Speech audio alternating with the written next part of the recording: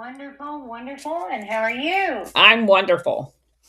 So, this is the chapter where we get into some of the meat of this book. The name of this chapter is Mobsters, the Spooks, and George Bush, the Palmer National Bank story.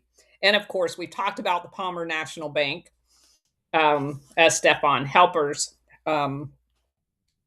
project. So, let's dig in. The Palmer Bank, located just 3 blocks from the White House. Really convenient.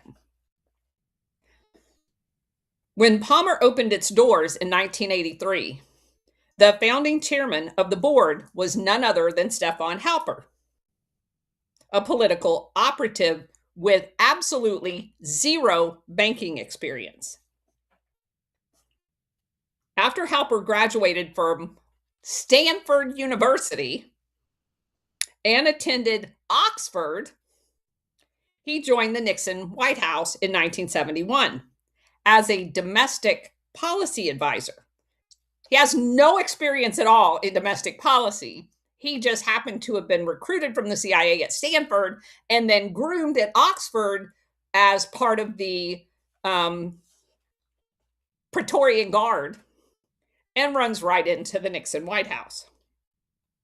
He stayed there during Watergate and through the Ford administration, holding positions in the Office of Management and Budget, which controls the money for the government, and the Office of Communications, and then moved over to the Chief of Staff.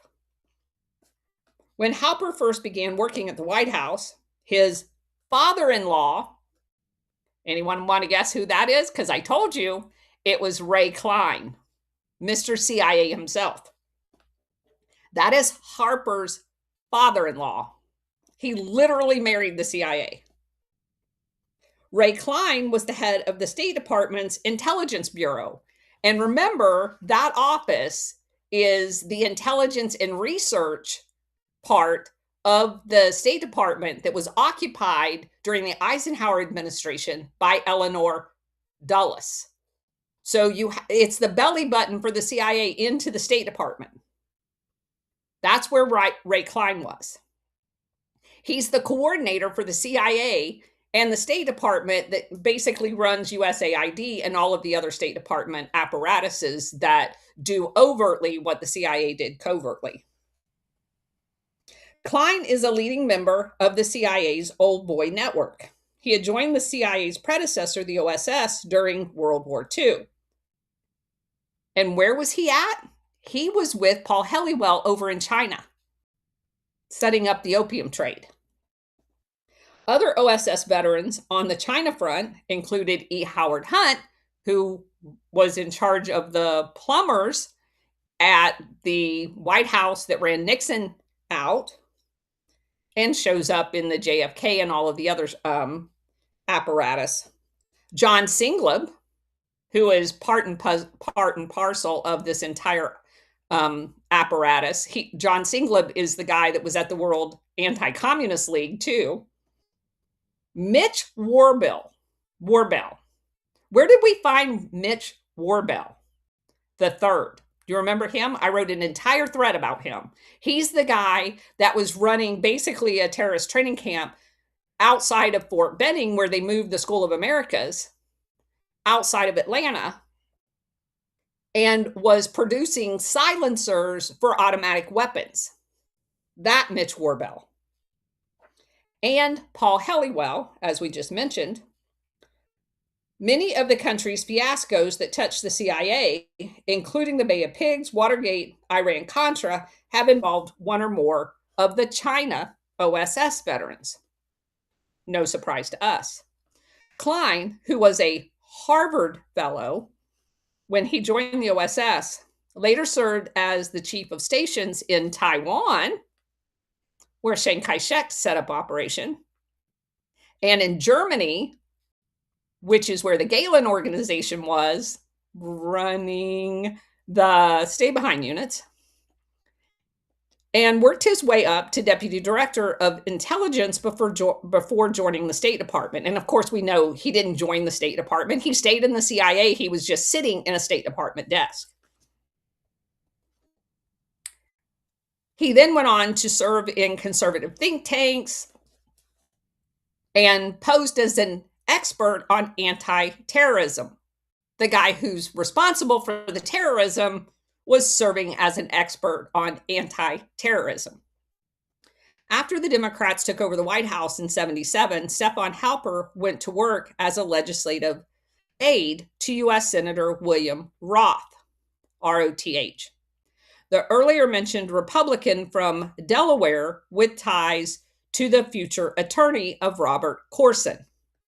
Then in 1980, Halper was named policy director of the presidential campaign of George Bush Sr. When Reagan won the nomination, he joined the Reagan-Bush team as a policy coordinator. Klein, too, worked in the Bush campaign as a top foreign policy and defense advisor. Klein boasted during the primaries that he intended to organize something like one of my old CIA staff to help Bush win. He failed. During the 1980 campaign, Halper worked in a select group that was trying to find out what the Carter campaign was doing. On July 7, 1983, Leslie Kalb of the New York Times reported that Halper had been in charge of the operation to gather inside information on Carter's foreign policy. Halper concentrated, in particular, according to the Times article, on whether Carter's people might be able to pull off an October surprise in getting the American hostages in Tehran released before the election. Meanwhile, they were working on their own October surprise to keep them locked up. The Times quoted an unnamed source as saying there was some CIA stuff coming from Halper, and some agency guys were hired. One former CIA official working for Halper during the campaign was Robert Gambino, who had headed the CIA's super secretive Office of Security. Other quote-unquote ex-CIA, which means they were still CIA, worked under Gambino for Halper. In May of 1984, a House subcommittee came out with a report implicating Halper as the so-called DebateGate scandal became known, in which inside information from the Carter administration ended up in the Reagan campaign for use in the debate between the candidates. The report stated that Halper, the director of policy coordination, either received or circulated non-public information from inside the Carter campaign. You know, just like they tried to do with Trump, using Halper. Quote, I may have seen a few pages of it, but I can't confirm any particular subject or format, Halper later told the New York Times. The subcommittee report concluded that James Baker III, who was in charge of Reagan's debate group, had obtained the Carter material from campaign manager William Casey, another Mr. CIA, who went on to become the director of the CIA. Casey denied that he had provided Baker with any Carter materials, but the subcommittee believed Baker because of cooperation by Baker's aide, Margaret Tutwiler. The Times reported that Baker and David Jurgen, who both served in the Bush campaign during the primaries, brought Halper on board the Reagan campaign after the Republican National Convention. When the Times attempted to contact Jurgen for comment about the story on Halper's gathering Carter's inside information, Jurgen didn't return phone calls. He's currently, when this book was written, the editor of the U.S. News and World Report. You know, the CIA running the news? Yeah. Instead, they called Klein, who then called the Times to deny any CIA connection to the Bush and Reagan campaign, which of course is what the CIA does. After Reagan won the 1980 election, Halper was named to a newly created position as deputy director for the State Department's Bureau of Political and Military Affairs. State Department officials said the White House and Mr. Gergen, in particular, had applied a great deal of pressure to create this brand new position for Stefan Halper. Less than 2 years later, Halper resigned his position to organize the Palmer National Bank. He was put on a new assignment for the CIA. One of the 5 other organizers of the bank was Frederick Malek, Malek, also a veteran of the Nixon White House. As his personnel chief, Malek compiled figures for Nixon on the number of Jewish people among top officials at the Bureau of Labor Statistics. Several of these people were later transferred out of their top positions. This came back to haunt Malek in September 1988 after George Bush named him deputy chairman of the RNC. He resigned this position after the Washington Post published a story about his earlier services for Nixon. He has, however, remained in favor with Bush, who picked him to manage the RNC in 1988, and then named him to direct an economic summit of world leaders in Houston during the summer of 1990. Malek is now the Bush-Quayle campaign manager. Also in 1982, the same year Malek began organizing Palmer National Bank with Halper and others, Reagan named Malek a West Point graduate, Green Beret, Harvard MBA, to the U.S. Postal Service's Board of Governors. Other organizers of the bank was John Barnum, an attorney who was the general counsel at the U.S. Department of Transportation from 71 to 73, and deputy secretary of that department from 74 to 77. How convenient to be in charge of the Department of Transportation in the 70s. William Kilberg, an attorney who was the solicitor of the Department of Labor from 73 to 77, and a member of Reagan's transition team on labor. And John Nebel, Knebel, an attorney who had been the Secretary of Agriculture under Ford. The only organizer not from the Washington, D.C. area was Harvey McLean Jr. He just happened to be a real estate developer from Shreveport, Louisiana. Shreveport, Louisiana. You mean where Herman Beebe runs the show? Yes, the mafia guy. McLean's father was in the oil business in Shreveport, and at one time he had worked with George Bush in Zapata Offshore Oil Company, which we've already associated with being connected to Operation Gladio, training Cuban exiles. According to a former top official at Palmer, McLean went to prep school in Lawrenceville, New Jersey, and then on to Harvard. He earned an MBA from the University of Virginia and then went back to Shreveport in '66. McLean and Halper met while they were both working on Bush's presidency campaign in 1980. McLean was a full-time unpaid volunteer in Alabama.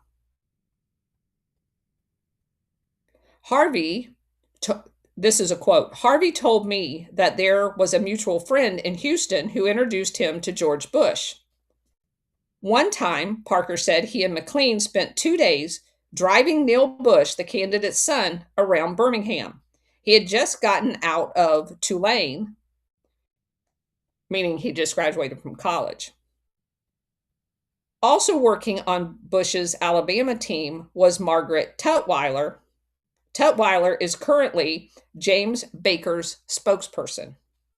McLean may also have been on Bush's finance committee, according to Fred Bush, finance director of the campaign. And in the Dallas Morning News reported, when George Bush was just another Republican looking for his party's 1980 nomination, he spent several hours talking politics with Harvey McLean at a New Orleans fundraiser. The full-time paid staffer for Bush during the Alabama primary was Peter Monk, M-O-N-K, who had worked in the Peace Corps for Nixon, which is interesting because we've already found a few CIA people embedded in the Peace Corps. This guy was really strange. He used to talk about Nicaragua all the time. He and Harvey became good friends. Halper, too, remembers Monk and McLean being very good friends. Monk was a highly partisan Republican, like an attack dog, Halper said. Monk married into the DuPont family. After the 1980 election, McLean moved to Dallas and Halper went to work at the State Department. The following year, Halper was going to a foreign trade conference in China. And, quote, there was an opportunity to bring someone along with me, Halper said, who might have an interest in the area, who was sort of a friend, and so on. And so I asked Harvey if he'd like to go with me. Somewhere over the Pacific, we got into a conversation about banking. Now, mind you, I'd never been a banker. This is Halper talking. I was one of these guys who had a checking account with like $71 in it. And banks frightened me a little bit. But Harvey said, well, you got to have a good bank in Washington. Look, if you will create the bank, I'll put up the money. So McLean put up the money to start the bank, almost $3 million.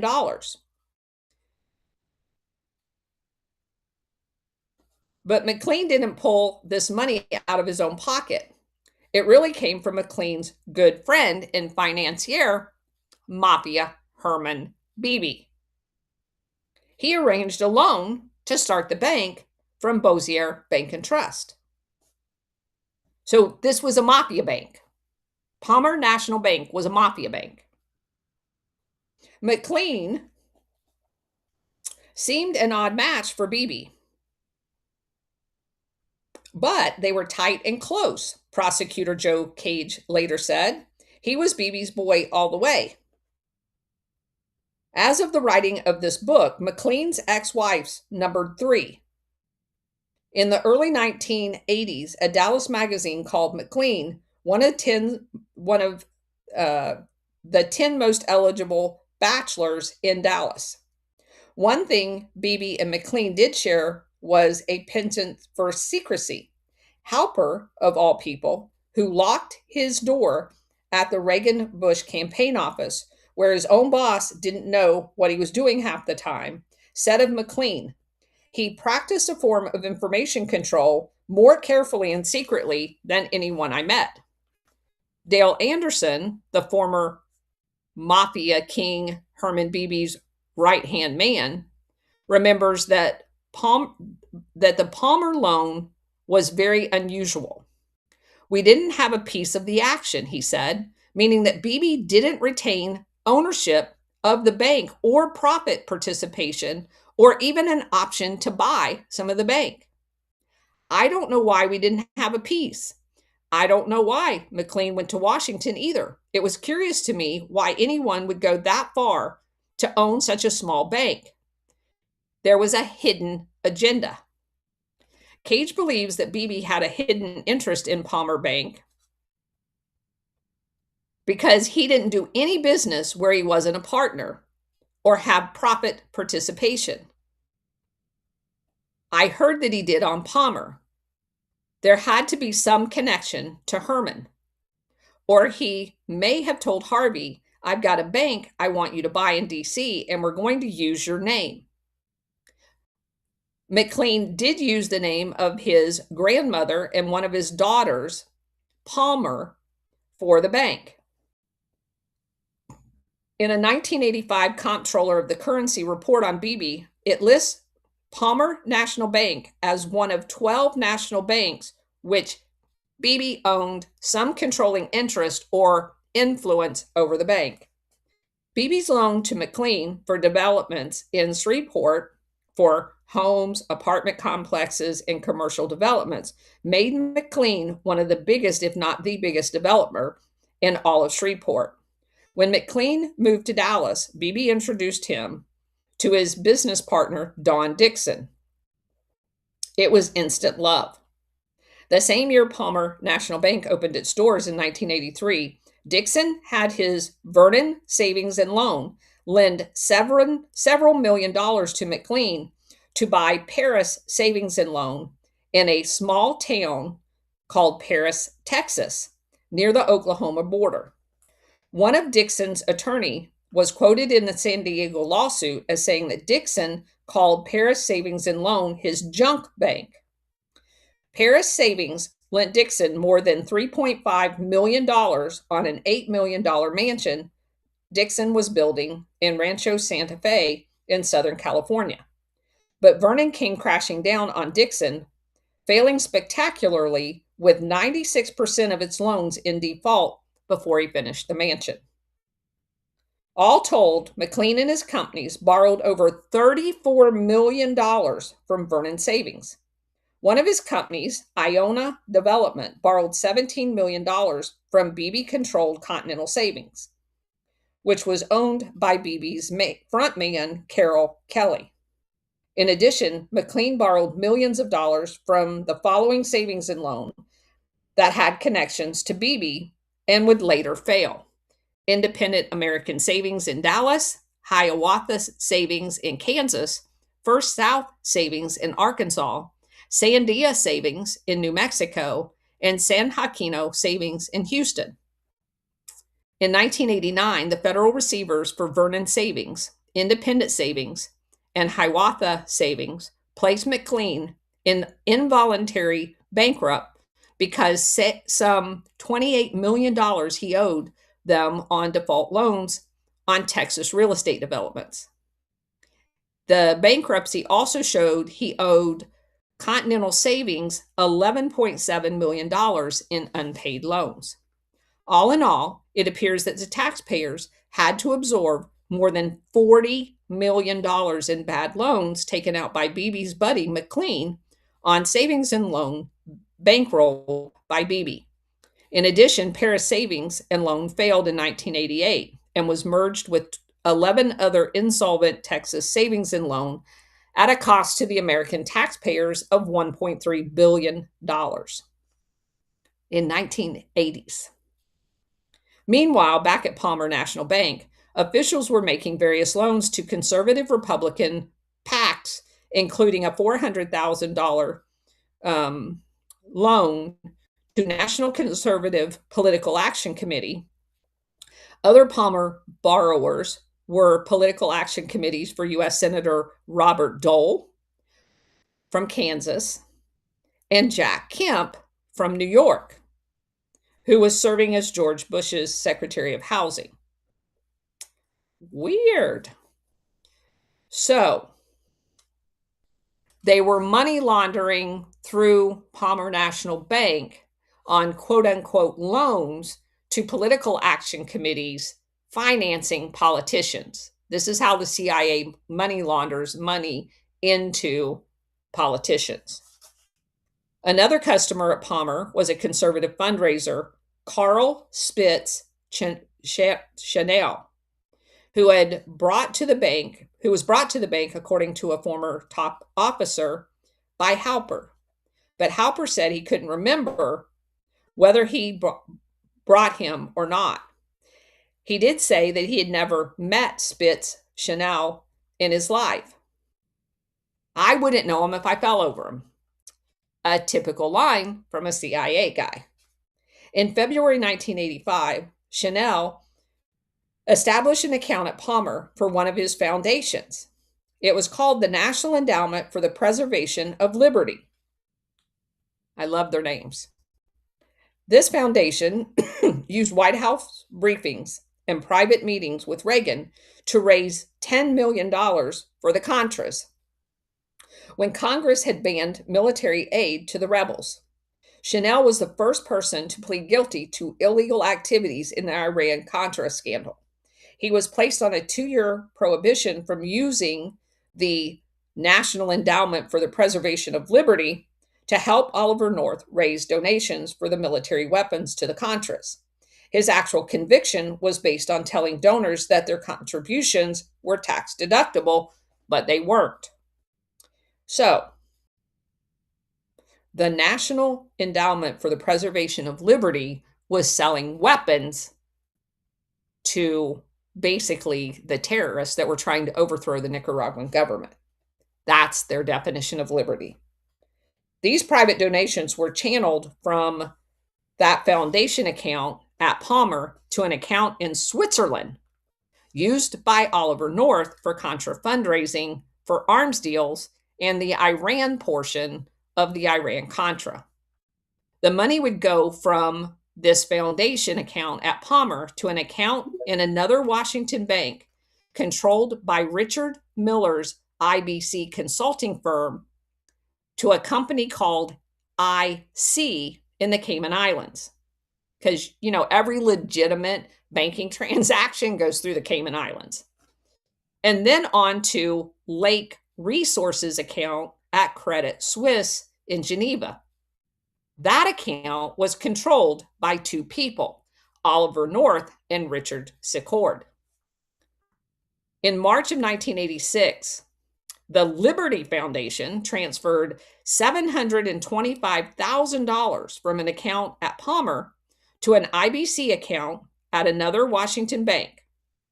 On April 9th, IBC wired $740,000 to IC in the Caymans, which then was wired $650,000 to Lake Resources in Geneva. And you notice they use slightly different figures as if that's going to throw off the auditors.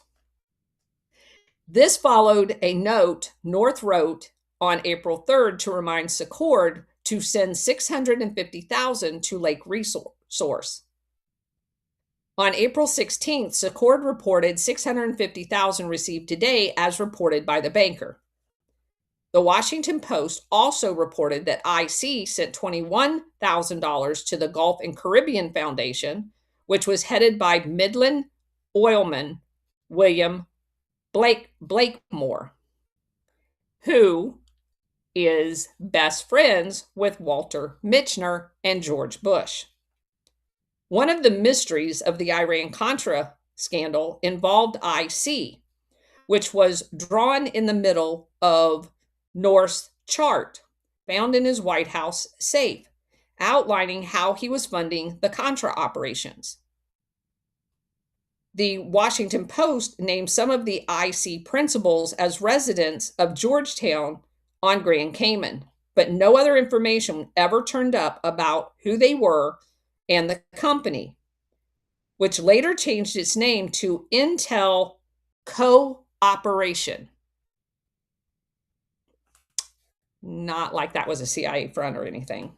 Several of the principals of IC were principals of a company headed by Houston airplane operator Jim Bath, who once told a partner he worked for the CIA.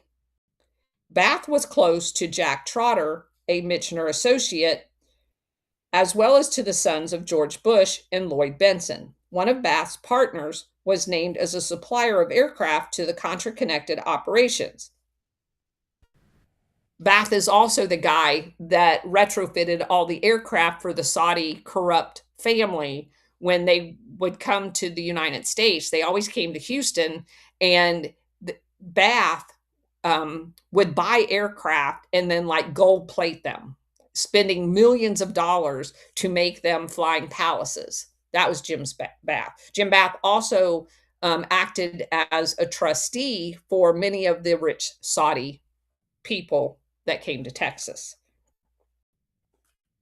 In addition to holding deposit accounts for the Liberty Foundation, Palmer also made a loan to the Liberty Foundation to buy office furniture for its DC office near the White House. After Chanel was implicated in the Iran-Contra, his foundation fell on hard times and moved out of their fancy offices. Tags on the furniture in the abandoned reception room read, "Subject to a lien of Palmer National Bank." The Liberty documents obtained by the National Security Archive show that it had 4 bank accounts at Palmer by the end of April 1986. Total deposits in those accounts were about $377,000. They also had a $10,000 certificate of deposit at Palmer. On June 14, 1990, a letter to the Houston Post, Webb C. Haynes IV, Palmer's chief executive officer, claimed in an effort to downplay the close connections between Palmer and the Liberty Foundation that Palmer was one of the several Washington banks that maintained bank accounts for the National Endowment for Preservation of Liberty. This statement is contradicted by their own documents on file at the National Security Archive. They state that on April 30th, 1986, the only other bank that the Liberty Foundation had an account with was for $5,000, was Irving Trust, a New York bank. These documents also show large accounts with E.F. Hutton, the stockbroker firm. That's come up a couple of times. Was E.F. Hutton money laundering for the CIA too? After his guilty plea, Chanel testified in Oliver North's trial on charges of obstructing Congress, destroying government documents, and receiving illegal gratuity. Chanel, a well-known homosexual, died in May 1990 from pneumonia while recovering from cancer treatment and a car accident. Might want to look into that car accident. Oh, that's right. I forgot this part. He was actually ran over. That's the car accident. Not like somebody was trying to take him out for testifying against Oliver North. Palmer CEO Webb Hayes claimed in his letter that Palmer has never made loans to or for the benefit of the Contra rebels, which is a bold-faced lie. Besides the question of how Hayes would know the ultimate destination or benefit of every dollar lent by Palmer, the loan to the Liberty Foundation certainly benefited the Contras. A former top official at Palmer said he was there when a loan to Ecuador for military trucks was discussed. After he raised the question of the legality of such a loan, he never heard any more about it. Yeah, we'll just not invite you to the future meetings. Halper, who was eased out of Palmer in 1984 after the DebateGate scandal hit, said he did not know the bank was used by Chanel to funnel money to the Contras. Another big fat lie. But he did say that he knew Oliver North and that he was a friend. He said their daughters took the same pony class, stuff like that. Nothing big. In fact, Halper is featured in the very last entry of North's White House notebooks. The entry is the last one North wrote on November 25th, 1986, the day he was fired by Reagan for his part in diverting profits from Iranian arms sales to the Contras. North entitled the entry Legal Defense Fund. Underneath the heading, North wrote Halper's name, along with the name of Chris Lehman, the brother of the former Secretary of Navy. When Halper was asked about it, quote, "We at the time thought we might be able to help him, North, in the development of a legal defense fund. The fund got off the ground. He did develop a legal defense fund. We got trustees and put it in place," unquote. After Halper left the board at Palmer, he was installed as chairman of the National Bank of Northern Virginia, a bank Palmer expressed interest in purchasing at one point. An attorney for this bank was J. Curtis Herge, Herge, who was also an attorney for the National Conservation Political Action Committee, which borrowed more than $400,000 from Halper at Palmer. In addition, Herge was an attorney for the Nicaraguan Resistance Education Foundation. It was an organization that lobbied on behalf of the Contras. And when Chanel and the Liberty Foundation got into trouble with its donations, Herge represented the organization and made statements on its behalf.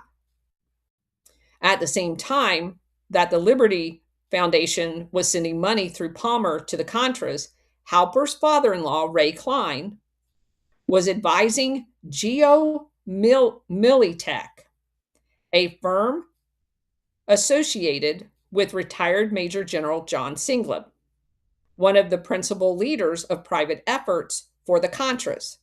Klein told the Joint Congressional Iran-Contra Committee that the fee for his advice to Militech went to his company, SIFT Incorporated, whose stockholders were members of his family, including a daughter who was married to Harper. Klein told the committee that he was advising Militech on selling arms to the CIA and foreign governments. Singleb, a consultant to Militech, and Barbara Studley, the head of Militech, and former Miami radio show host, had earlier arranged for the sale of $5 million in weapons to the Contras. So, Militech is a CIA front company. One Palmer loan that benefited Beebe and some other savings and loan crooks, including Don Dixon, was a $250,000 participation Palmer purchased from Beebe's life insurance company, Savings Life. The loan was on a 5,000 square foot beach party house overlooking the breakers at Solana Beach, north of Solana Beach. I forget how Warhamster told me to say that, in San Diego.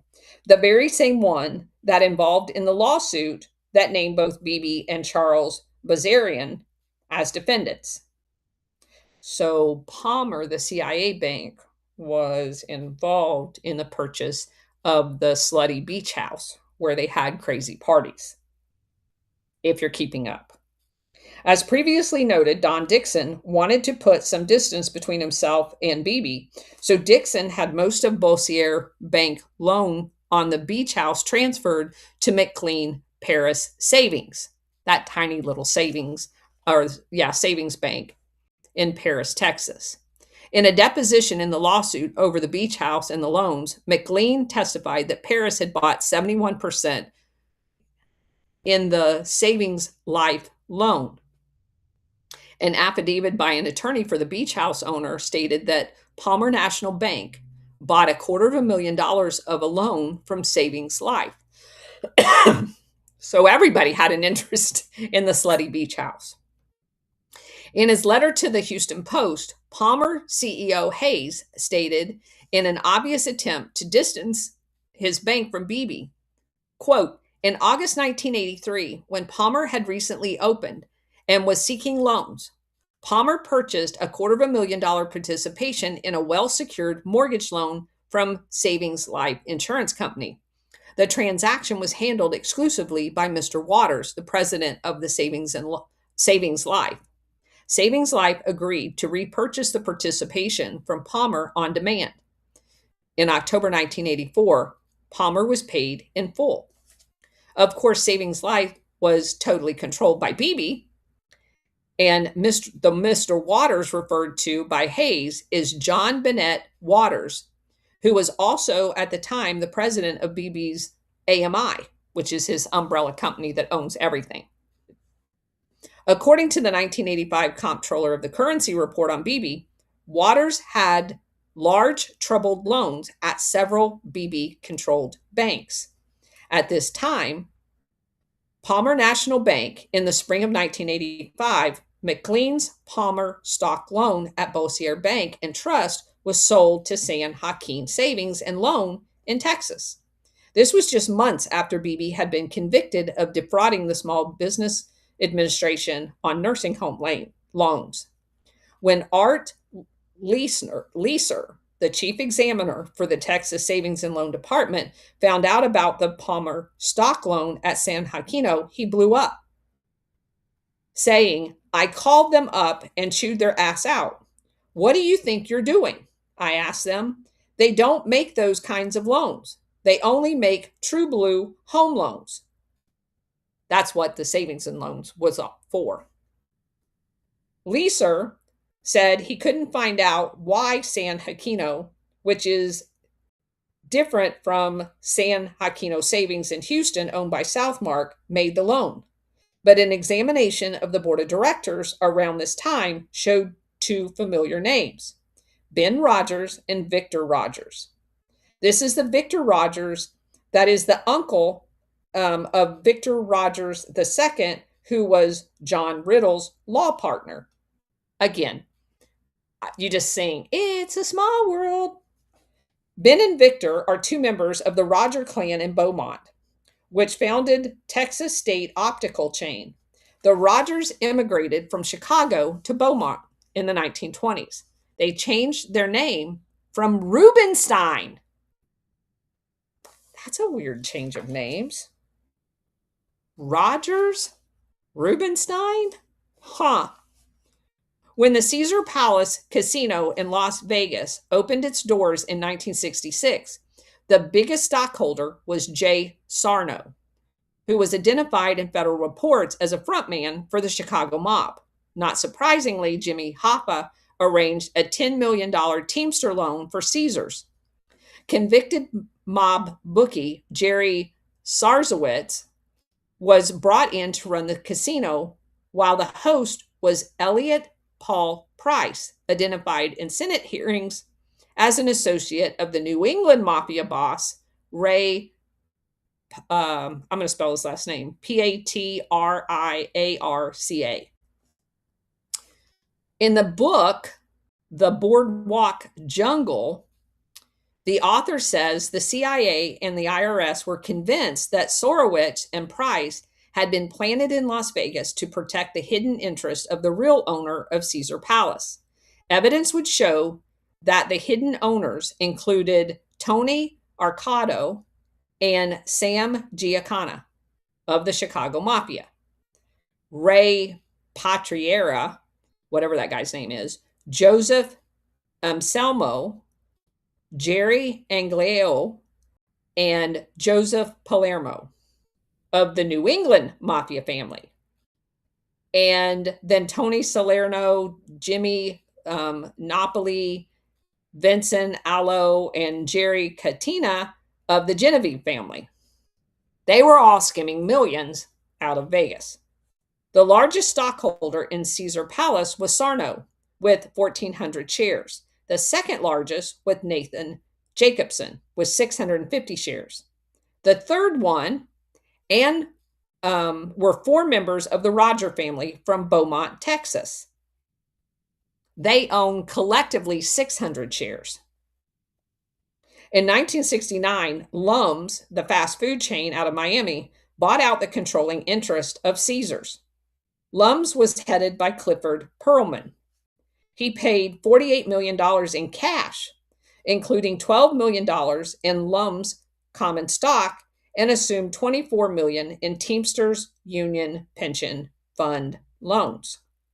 In 1971, the SEC tried to stop Lum's from completing the purchase of Caesar Palace, alleging fraud and deceit. Some of the executives charged in the SEC action were Sarno, Sarowitz, Jacobson, Harry Wald, and Albert Facitito. The defendants signed a consent order, neither admitting nor denying guilt, but agreeing not to violate SEC laws in the future, which apparently is this common thing that you and I don't get. I promise I won't break the law anymore if you forgive me for breaking the law this time. That only goes to the crooks. Also in 1971, a Sarowitz aide, Jerry Gordon, was indicted along with mob high finance Meyer Lansky for illegally skimming gambling proceeds from the Flamingo Hotel in Las Vegas. The charges against Gordon were dropped when he turned state's evidence, and he continued to work at Caesars. Caesars and Perlman then got into a great deal of hot water because their business dealings with Alvin Malnick, the earlier mentioned Miami attorney and close associate of Meyer Lansky. In 1979, when Caesars applied for a license to operate a casino in Atlantic City, the New Jersey Division of Gaming Enforcement found that Perlman, William McElnea, and J. Leshaw were unsuitable for licensing because, among other things, of their business dealings with Malnick. McElnina resigned from Caesars and sold his stock to Perlman, who, after much appeals, discussions, and fighting, sold his stock back to Caesars. All during this time, Sarno first, then Perlman, allegedly controlled Caesar Palace, and the Rogers apparently maintained a presence and position in the casino. Records at the Nevada State Gambling Control Board shows that Victor Rogers was a licensed director of Caesars from 70 to 83. Incorporation records on file with the Texas Secretary of State in 1985 shows that Victor Roger was a director of Caesar's Palace. One of his fellow officers and director included Harry Wald and Albert Vecito, who were charged with SEC violations along with the others. The records also showed Jerry Gordon, who was indicted with Meyer Lansky as the vice president. Victor Rogers, the uncle, did not answer questions that the author submitted to him about his stock ownership in Caesars. A letter to me from his lawyer, George Michael Jamal, stated that the questions have no bearing on savings and loan matters. We see no reason to respond to your questions. In the 1972 book, Shadow on the Alamo, about the Sharpstown scandal in Texas politics and banking, the author, Harvey Katz, described a 1969 swearing-in ceremony of Ben Barnes as lieutenant governor of Texas. After listing all of Barnes' supporters, including Walter Mitchner and Robert Strauss, he stated the following: neither John Gray nor Morris Joffe were present. Both granted extraordinary favors to Barnes in his two campaigns, such as free use of their private airplanes. Joffe is one of the biggest construction magnates in the state. Gray is a banker from Beaumont who had intimate dealings with Walter Mitchner. Among Gray's business associates were the infamous Roger brothers, owner of Caesar's Palace and Circus in Las Vegas. In a letter to the author from Victor Rogers' attorney, George Michael Jamal, states, Victor Rogers had met Walter Mitchner Sr., who he understands is associated with Allied Bank. He has never met Junior, and he's never socialized with them. Victor Rogers has done some banking with Allied Bank. Caesar's Palace was Robert Corson's favorite place to gamble in Las Vegas.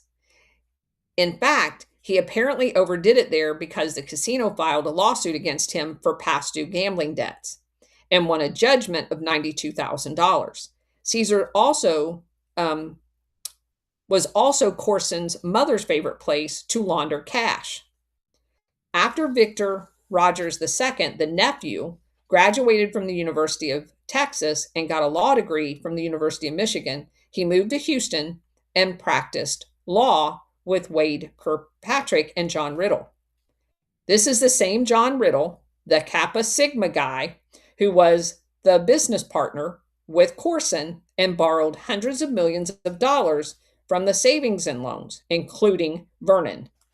In fact, Dixon tried to get Riddle to buy the Solana Beach House to pay off the Paris savings loan. Riddle had agreed to do so, but a land deal he was planning in San Diego area to provide him with the cash fell through. In 1985, Victor Rogers II, the nephew, was half owner of Equitable Savings and Loan in Austin with J. Scott Mann, a former University of Texas football player, who married the daughter of a judge, Roy Hofheinz. He's the father of the Astrodome. Mann bought out Rogers $6.7 million in August 1985, just before everything hit the fan.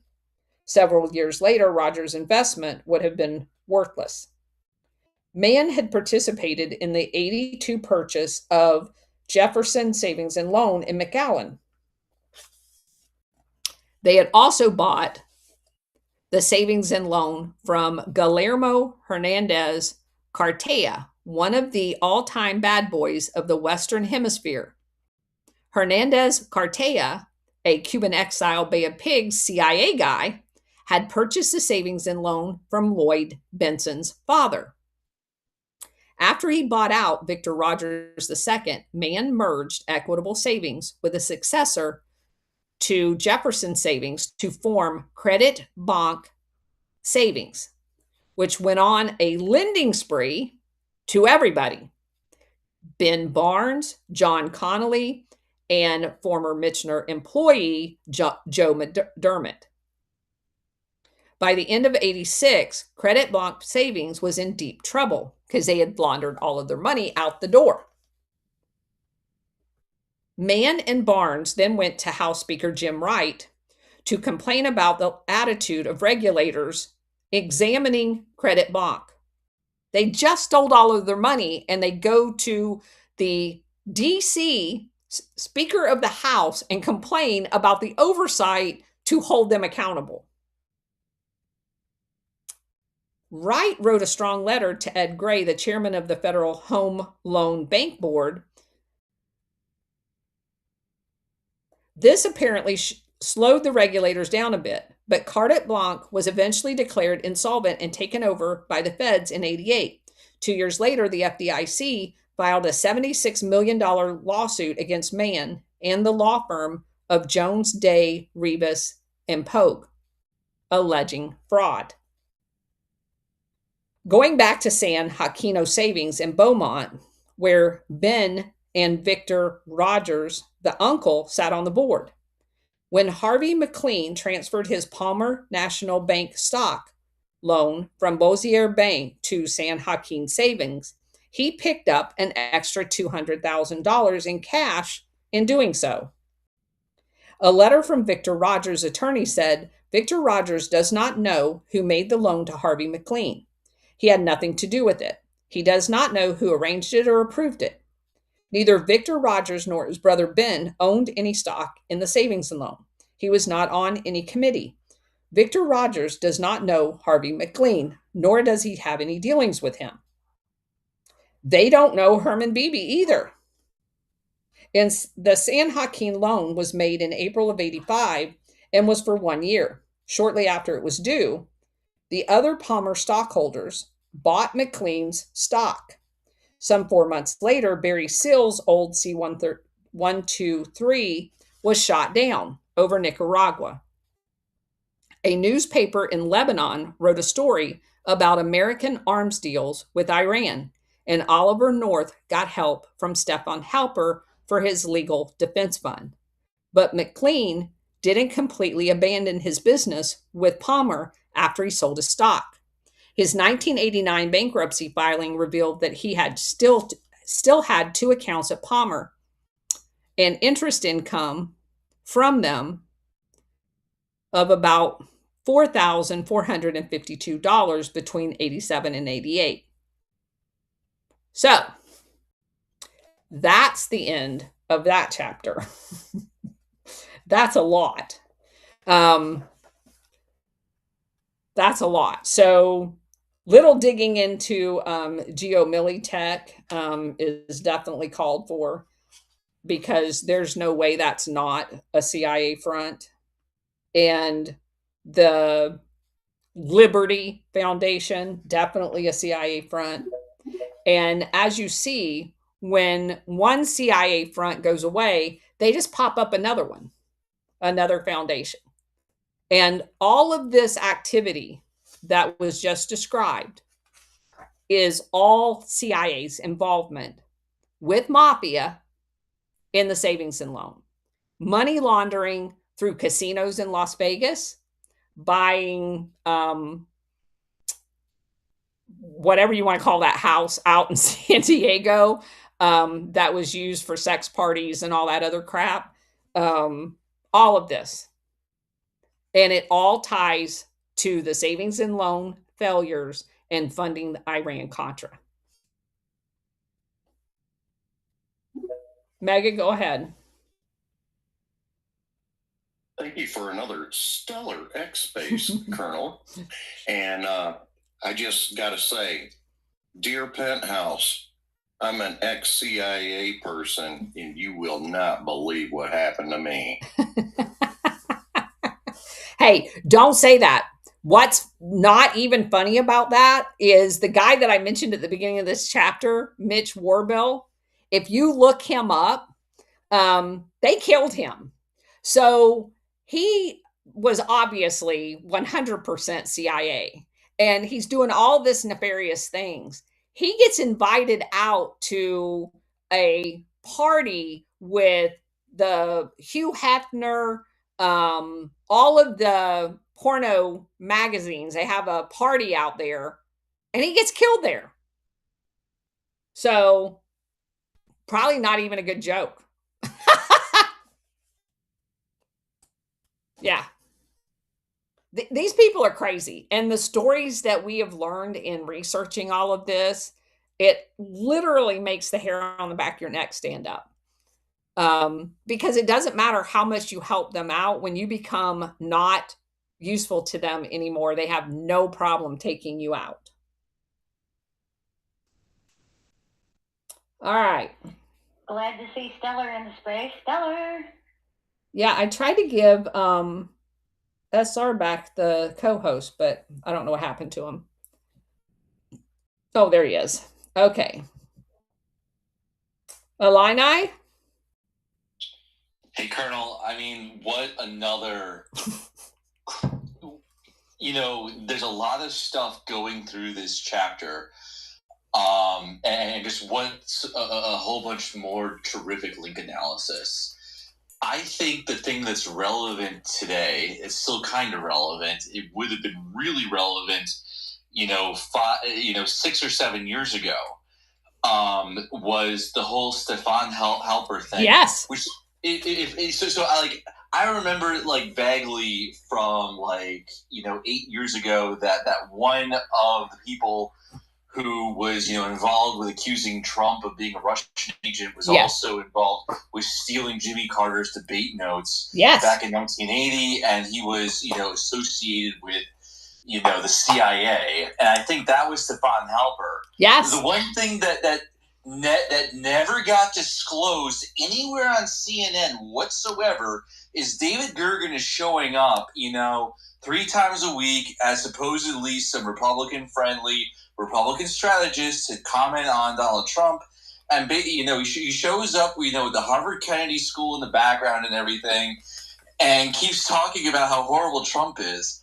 None of that ever got disclosed, that he was involved with Stefan Halper. Right. And that connection there, that's a journalism conflict of interest. And there should have been better disclosure from CNN on there. Of course, people in this space are kind of aware of the fact now that, CNN is not necessarily a trustworthy source of news in some cases. But even the quote unquote Fox News and all of the people that supposedly was pro Donald Trump, it would have taken you 5 seconds to be able to research this. I mean, obviously I wasn't doing this at the time, but no one found that. And just to your point, for those of you who don't know, little education on the side note, Stefan Halper was working during the time that he was basically furthering the CIA's implication of Russiagate on a contract from the Pentagon's Office of Net Assessment. Now, I did a long thread on the Office of Net Assessment and its history. It's the CIA belly button, one of two, into the Pentagon. I had a friend of mine that worked in that office when I was at the Pentagon. He was a lieutenant colonel. My second boss there was an intel guy. And so this lieutenant colonel, who I got to be friends with, came in all the time talking behind closed doors to my boss. He was assigned to the Office of Net Assessment. And what was discussed in open forum was all of these crazy things overseas. And again, I'm a major. I don't know most of what they're talking about, but now I realize the significance of him working in the Office of Net Assessment, because his follow on assignment was to a classified location that I know what they did. And that's deeply disturbing now, because this guy was a very good friend of mine. His brother flew with the Homestead Reserve Unit F-16s, and he had an airstrike and was killed in his F-16 flying at Avon Park. Very good friend. And so now I know a whole lot more about what this guy was doing and have even more questions. I'd love to talk to him again. SR, go ahead. Thank you, Colonel, and thank everyone for attending Spaces and Rumble today. I was having speaker issues earlier. That was my problem, Colonel. Okay. But anyway, looking through all of this, you have all the components. You have the banking industry, you have real estate, you have the mafia, you have the CIA, you have all of it. I decided I would look at Caesars Casino on money laundering charges. And recently they've been charged with aiding and abetting money laundering again. You would think by this time somebody would do something about it. No, because that's the whole purpose of casinos, is to launder money for this network. That's their whole purpose. They're not in business for people to go enjoy gambling. Mega Nuke? Give them the fine and then let them walk away. Yes, yes. No one's ever found guilty, which is why it never stops. Mega Nuke, go ahead. Yeah, Colonel, I'm a little curious. What are your thoughts on President Trump continuously saying the CIA this, also Rubio talking about the CIA and their dealings down in South America right now, especially with all this info that you have been presenting to the public? Do you take that as a possible baiting the CIA into doing more nefarious crap, or is it a legit situation? I don't think they're baiting them to do more shit, because, I mean, they do a lot of shit. I think it's highlighting for people like us to go research what we do. So it's always been my assumption that President Trump highlights, just like when he says outrageous things about dead people like McCain and Rob Reiner, he is doing that for people to go dig into it. And I think that's what this is. I think it's what most people refer to as an exposure. So if you go down and people that don't like Trump is doing the work Trump wants them to do. So as soon as he focuses on Venezuela, everybody goes, no, it's Colombia, like we did, because it is Colombia and Peru, Bolivia, Ecuador. And that brings a new level of awareness to people that pay no attention to it at all.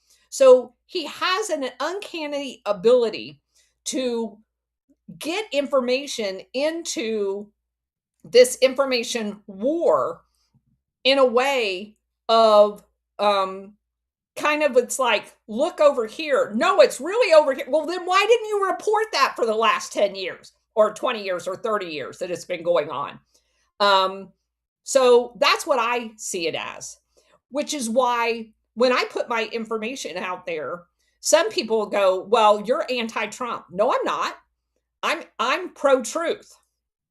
And it provides me an extra level of visibility by putting the truth out there. And there hasn't been yet a time when the truth didn't matter.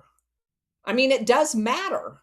And it has prompted a lot of people to go back in history and find out what, and you see it all the time. I mean, on Gray Zone, they're very anti-Trump. I know that, but he still puts out good information. And as I told you, just like with Doug Valentine, you can't throw the baby out with the bathwater. Take their good information and research and use it. You don't have to buy into the anti-Trump narrative. They're putting out a fantastic, historical, accurate um, narrative on how Venezuela came to have a revolution. And if, just as I said earlier today, their revolution in Venezuela was based on the same premise as Cuba, which is why Rubio hates them. Because his family, Rubio's family, was part of the elite in Cuba that was driven out and came to Miami. And I talked about this with a very good friend of mine who came to the United States with her parents when she was under 10. I don't know exactly what her age was. I want to say like 8, 9 years old.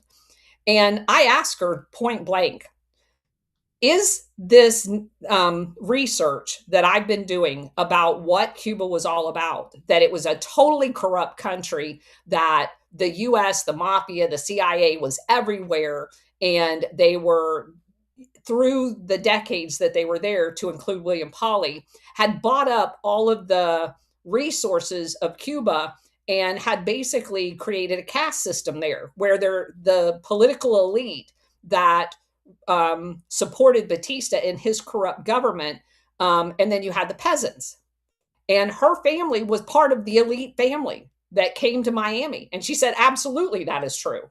The majority of the Cuban exiles came from the elite families, and their children who came over that were teenagers, young 20s, all got in with the CIA in the Bay of Pigs and their Guatemala operation, and went into El Salvador and helped train the death squads there. She was very open about how this whole thing unfolded, which definitely confirmed my research. And if you move over to Venezuela, the exact same thing is true. The Office of Public Safety, USAID, the CIA, they had created basically that same elite class in Venezuela. And it's not coincidental that after the revolution, many of that elite class, not all of them, because there's still a whole bunch of them still there, and they're the opposition to Chavez and then Maduro. But you have an entire community in the Miami area set up like little Venezuela, just like we had little Cuba. And they all want their old lifestyle back in Venezuela. And I will speak out against that. That doesn't mean that I'm not pro-Trump. I just know that history. I know that it was the CIA that set up the death camps there through the Office of Public Safety. They had a large presence there. And that it was them that was rounding up the people, basically. And I'm not saying Maduro's not doing it. I don't know what Maduro's doing. I went to Venezuela in 2018. I didn't see any of that. I was on Margarita Island. I went over a whole bunch of I didn't go on every inch of Margarita Island, but I spent several days there with a guide that we knew and went all over. And they're telling us that there's PLO training camps there and all the shit. I didn't see any of that. That doesn't mean that it's not there. I don't know. I didn't see it. We talked to locals quite a bit, and none of them talked about anything like that. They do have a large Lebanese population on Venezuela, but not everyone that left Lebanon after Israel started attacking it has anything to do with Hamas or the PLO or anything else. They're just Lebanese that don't want to live in a war zone. So take that for whatever you want. SR, go ahead. Thank you, Colonel.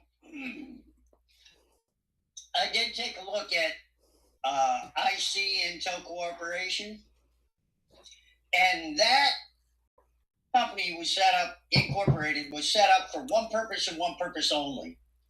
And that was to bypass the Boland Amendment. Yep. And fund the Iran-Contra war. Some of the names of the donors here are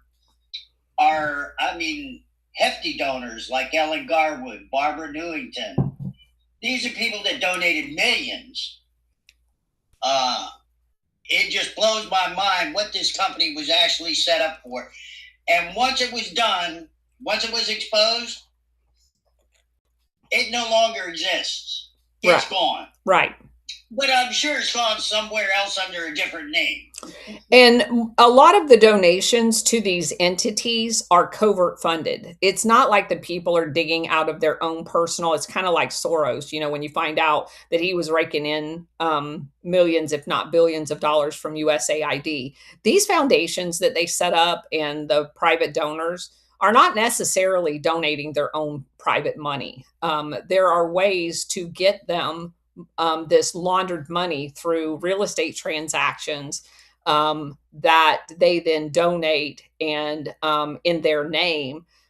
And, that's another form of money laundering that we need to keep in the back of our minds. Thanks for that, SR71. Megan, go ahead. Yeah, I've got one more comment about what you said before SR71's statement. It's really refreshing to hear other folks out there saying that it's time that we start paying attention to the other side of the fence. We think because we're patriots and on our side of the fence, we have all the answers. And I've been saying this for a very long time. For this country to finally come together and get our shit together, we're going to have to start listening to the other side of the fence. Yep.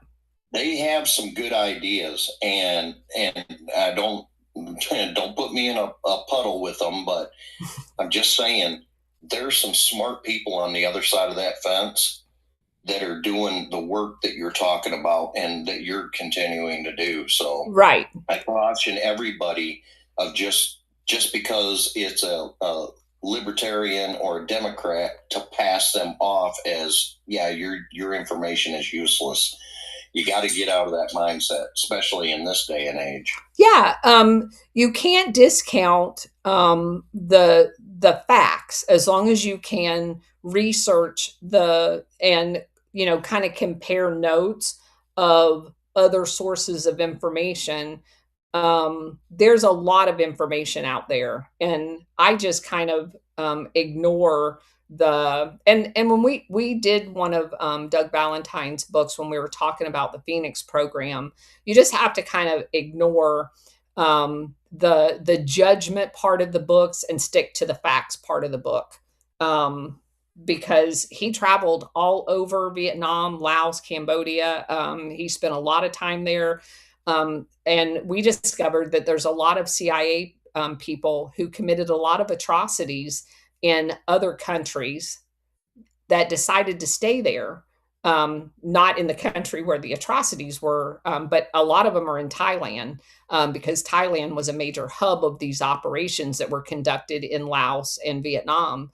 And the Thai government had stayed bought off by the CIA for decades after. And he traveled over there and interviewed them. He had access to people that we don't have access to. So you have to read their material. It's firsthand accounting and they were very honest with him about some of the things that they did. So you have to read that information if you're going to get the whole picture. Illini, go ahead. Hey, Colonel, just to back you up on Doug Valentine, what I didn't realize, when, we were going through the book, was he actually tape recorded the conversations with the CIA agents, and they're posted on archive.org. So if you're reading this stuff in this book and you're saying this is crazy, this is pretty wild, all he's doing is basically recounting what he was told in taped conversations that, Bill Colby had helped him arrange initially. He was originally sort of this guy whose dad was in World War II.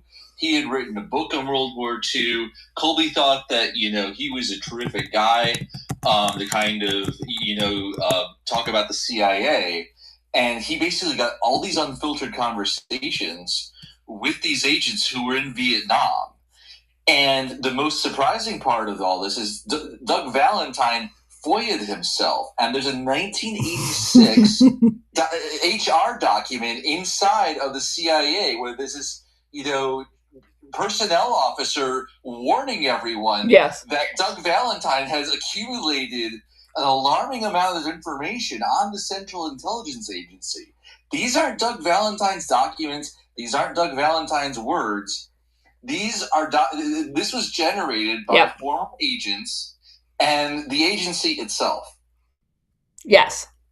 And coincidentally, since you brought that up, I will remind everybody that Colby met a very untimely death that supposedly was suicide, that there's no way in hell was suicide. And there's probably a lot of reasons for that.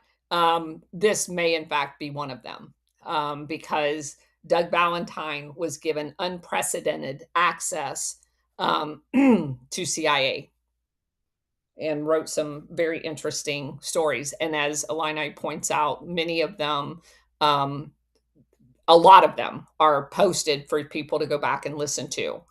He didn't make the shit up. It's out of the person's mouth. So, yeah. Okay. Anybody else? Go ahead, SR. Thank you, Colonel. I just want to add, I love what I'm seeing happening today in the way people are waking up. Me too. And I think part of what's really going on here that are really pissing people off is they're looking at Trump and they're saying he's not playing fair. Well, he's not playing fair. Oh, he's not playing fair. Oh, bullshit. I'm waiting for the shit to really hit the fan. Yeah. If you had to pick a time to be alive, I don't know if you could find a better time to be alive than right now. It's definitely exciting to be where we are on our journey into the truth atmosphere, the truth matrix, as opposed to the hologram that we've been living in, and watching all of this unfold. I definitely would not want to still be in the matrix right now. So anyway, everybody's all up in arms right now about his suit against the BBC. Yeah. And I say go for it. Yeah, expose another one of those fake media outlets all along.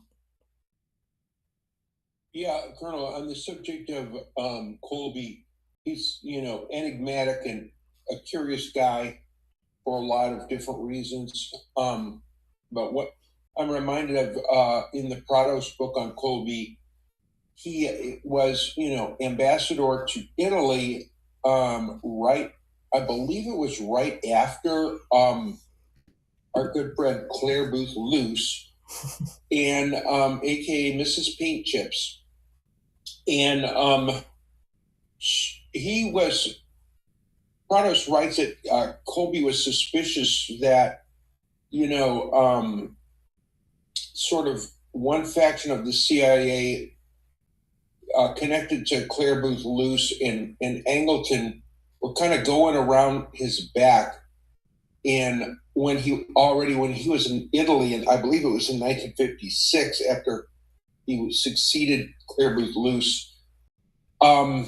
And so, but that's the same kind of issue in Italy about, whether they should allow a coalition with the so-called socialists in Italy or not, that there was division on later, also during JFK's administration, and of which, the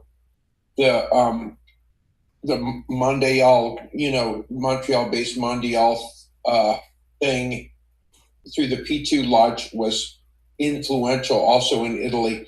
So yeah, Colby is, a definitely, a figure that needs to be looked at, for many different reasons.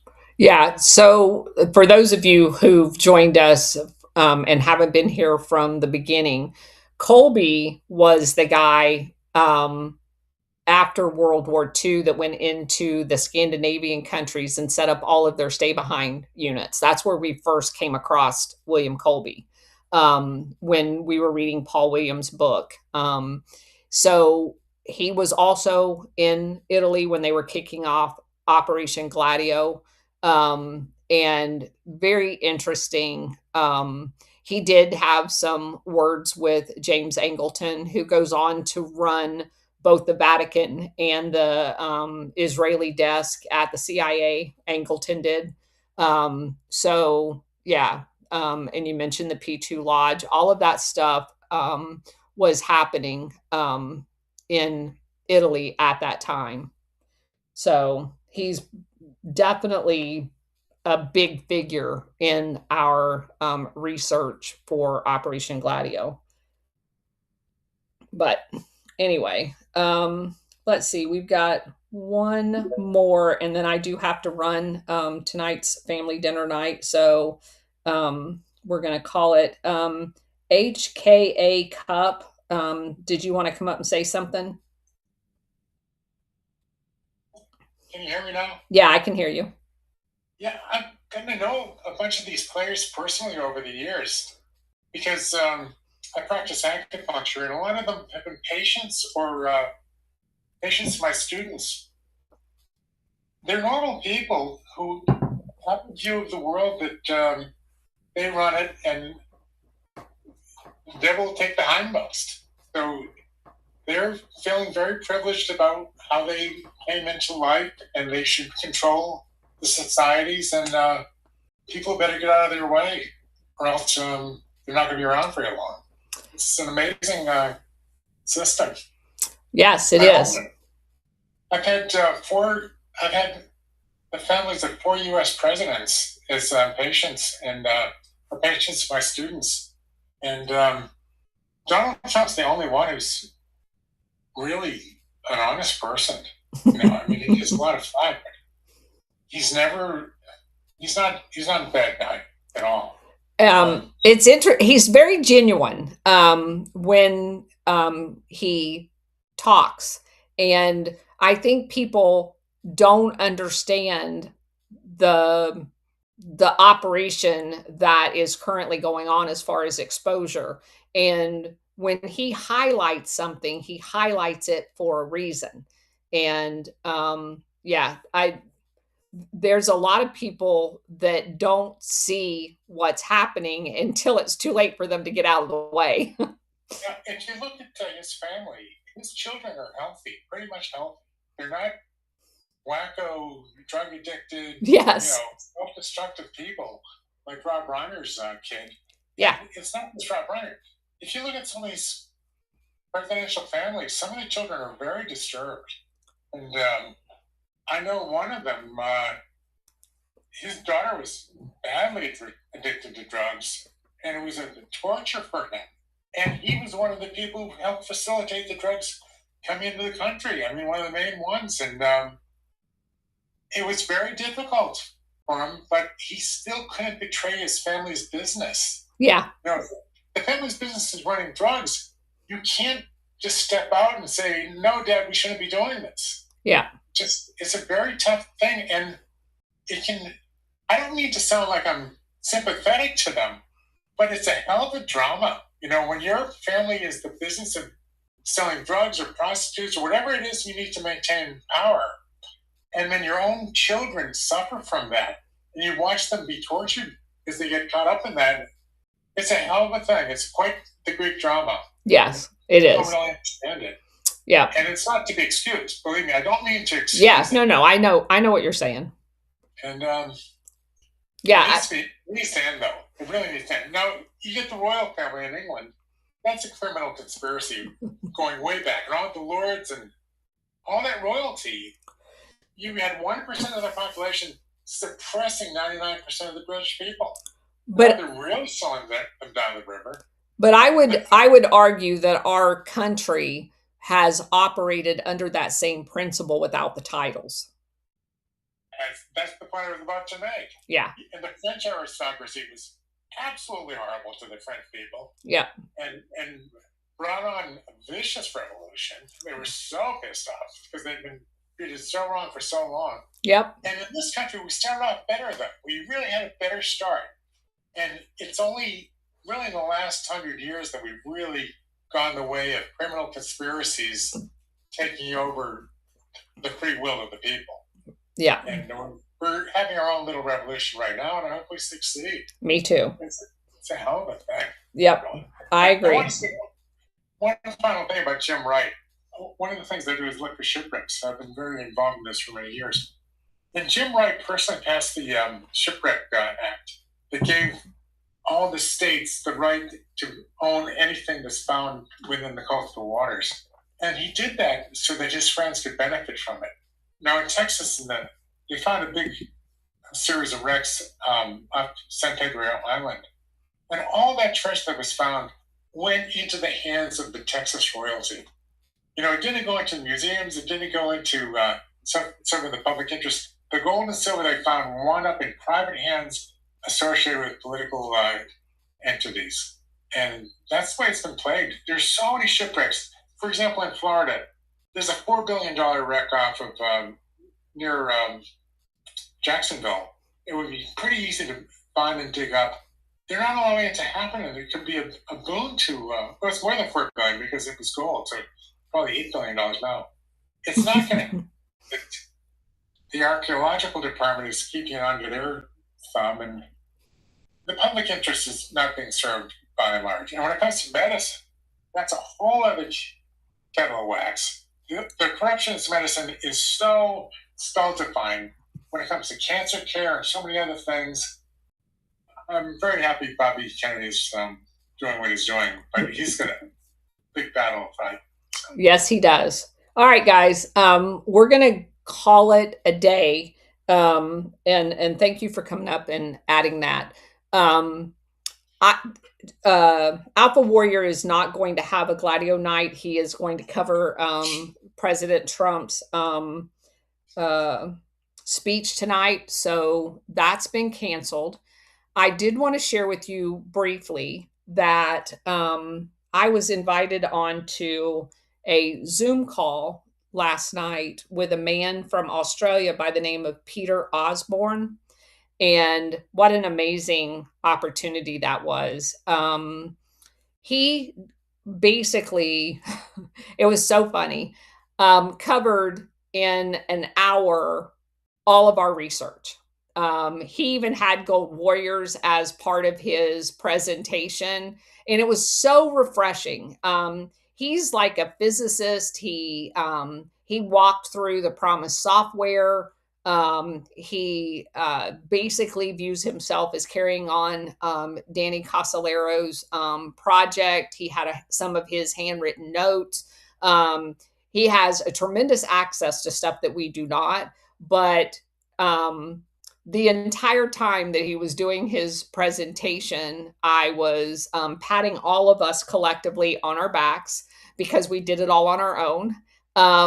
And he did have a few things. I'm still researching a couple of things that he presented that was new, but I would say 98% of the information, he talked about BCCI, he talked about Nugent Hand, he talked about the mafia down in Australia, to include Rupert Murdoch.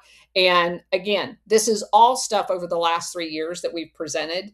And it was so kind of confirming that you're listening to someone else talk about all of the research that we collectively have done here.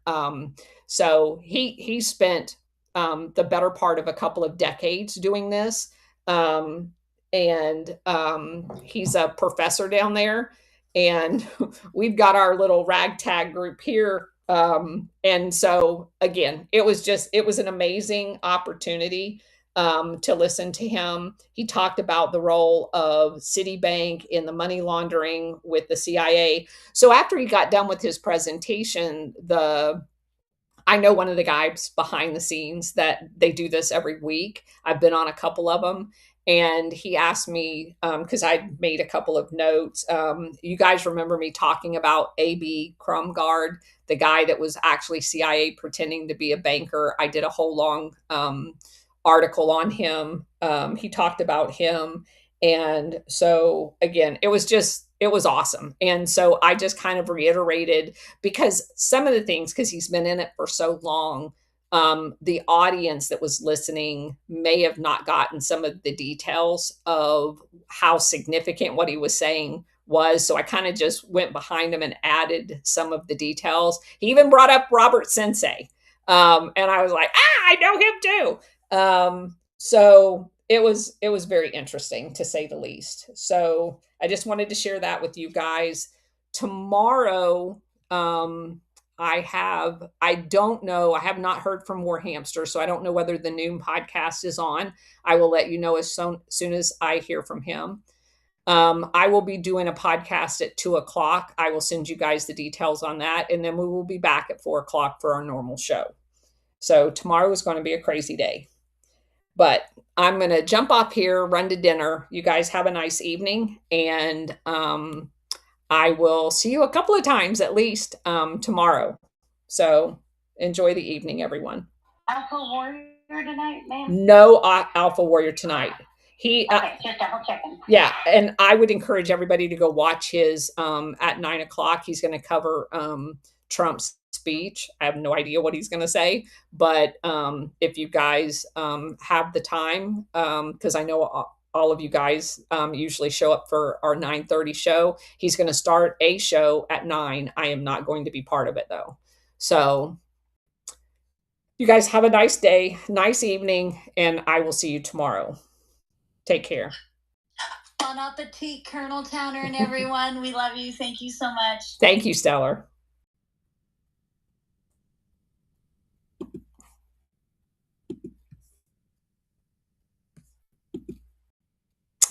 Okay, let me get us off here. You guys have a nice evening. I will see you tomorrow.